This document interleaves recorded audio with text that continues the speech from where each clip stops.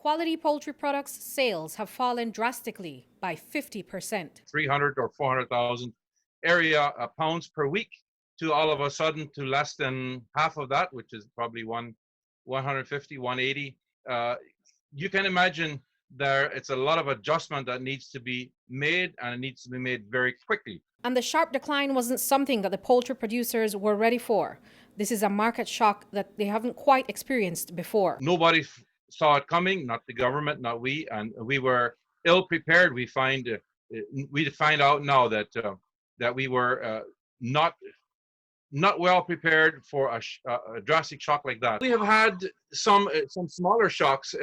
The bigger one being when we had this avian influenza about 6 or 7 years ago, but that didn't affect the market side. That affected the production side. So on the market side, where the market just simply eroded away, we have never had something like this.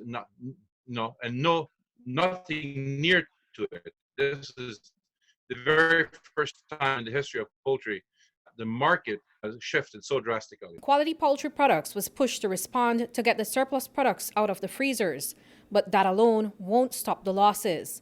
And while poultry processing plant is still running at full production, that may change soon because of the decline in market demand. 5 weeks ago, we had there was still no change in market. We were still placing all the full amount of baby chicks, and those chicks, they're growing out now, so we have no option but to keep on producing. So we're still producing at full capacity, and we will be producing for this entire week and next week.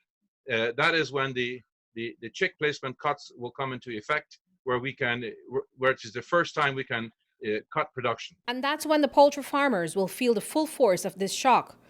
Allan Reimer says that these farmers are now in damage control. They've had to get rid of a large percentage of the breeder stocks. On the breeder side, which are the hens that produce the fertile eggs to go into the hatchery, I think, as you have probably followed on social media, a lot of those hens were donated to surrounding villages, just to be consumed.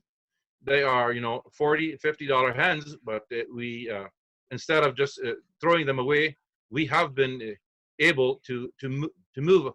As far as my knowledge, we have been able to move all hens and donated them away so that they went to some good cause, which is not the case for all the products. Some of the products we haven't been fortunate enough to all give away. At this very moment, I think all the farmers are still in damage control. They still don't pay attention to recovery. They haven't given recovery phase a thought yet. As of right now, they're still just in damage control, trying to control the hemorrhaging of their funds that are, where they lose every day, seeing their $50 hens going for free, but they're at least glad that they don't run up a feed bill anymore. And what does this mean for consumers? It's too early to tell because the situation is changing rapidly from day to day. Reimer says that consumers may have to get used to frozen chicken products as a result of this. The Belizeans, they prefer the fresh chicken over frozen chicken. But given the situation where we've had to freeze, chicken by the millions of pounds, I see a shift coming that the consumer will probably have to resort more to frozen chicken as versus to the fresh chicken, what they prefer. But again, everything is very fluid. Everything is very dynamic. Again, I can't rule out that we won't have a chicken shortage, but at this moment, I do not foresee it. And this is something that the Spanish Lookout community is learning as they go along.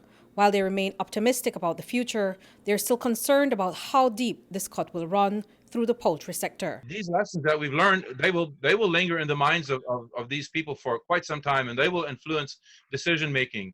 We're finding that being the breadbasket of the country comes at a much higher risk than we had ever known. Nobody to blame. It's everybody. This whole pandemic caught everybody by surprise. So we're not complaining, and we're not blaming anybody. We're all in this boat together, and we're learning, and we're making decisions, and we find it's probably not the wisest decisions. We learn from them, and we will keep learning from them. The spirit generally, I think, is optimistic yet. Let's get through this. Let's get food security back in line. Let's get everything predictable again, and let's move on with life. But right now, there is some hesitation of of the future. How deep will this still run? Reporting for News 5, I'm Andrea Polanco.